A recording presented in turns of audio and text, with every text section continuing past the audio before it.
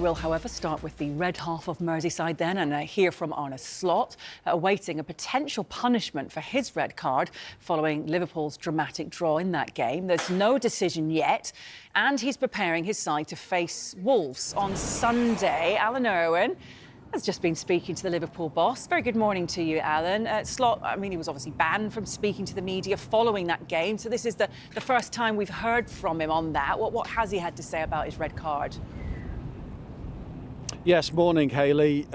Delighted to speak with Arne Slot this morning. As you say, not allowed to speak after that pulsating 2-2 draw against Everton on Wednesday night. And initially, Arne Slot appeared as though he wasn't going to tell us too much about the actual incident and why he got the red card. He did certainly go on to say that football is a very emotional sport, and in hindsight, he wished he would have acted differently, but he then did go into some reasonable detail to try and placate the media here in the press room at Liverpool's training complex as to exactly what the situation was. Here's Arne Slot's take on how it unfolded following the final whistle on Wednesday night.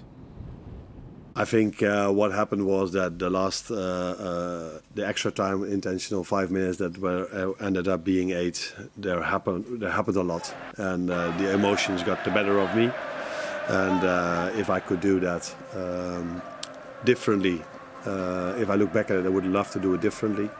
I'm hoping to do it differently next time as well. But what has exactly been said or what has happened, I just told you there's an ongoing process, and I don't want to disturb that. I like a lot that he stands up for the team, but I think there are also other ways for the team and for the fans. There are also other ways to do that, maybe. So I will talk with him about that. But yeah, it's the same for me. I should have acted differently after the game as well. But it's an emotional sport, and sometimes individuals, out of emotion, make the wrong decision, and that's definitely what I did.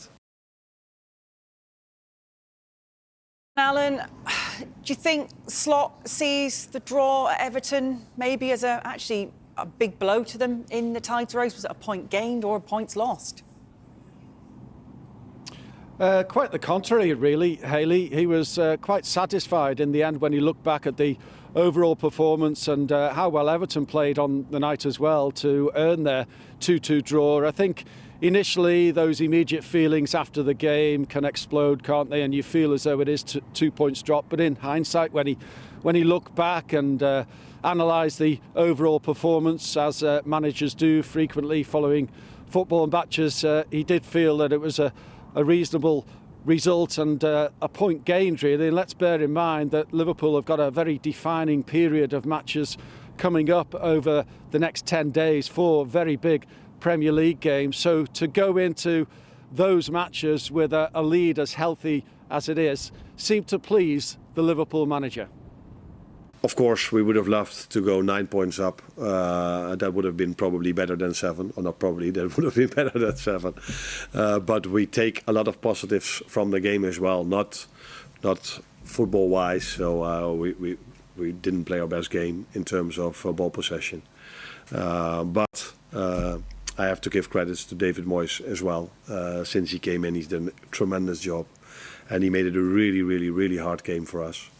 But the players stood up, in my opinion, because I did watch the game back last season. I told you in the pre-match conference, press conference, we were mentally much stronger than last season. We went 1-0 down, and came back by leading the game till the 97 minutes with 2-1.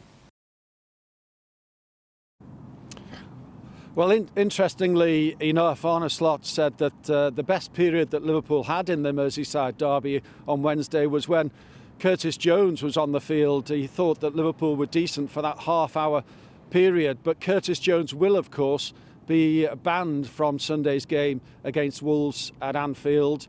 And Cody Gakpo may be a doubt. He's picked up a knock, so we'll check on him in training a little bit later on, which we'll be able to bring to you live on Sky Sports News. And we'll also get an update on the full fitness, I suppose, of Trent Alexander-Arnold, who was only good enough to play around about half an hour on Wednesday evening. So in that sense, we will bring that to you a little bit later on when we're able to bring live training to you from Liverpool's training headquarters here.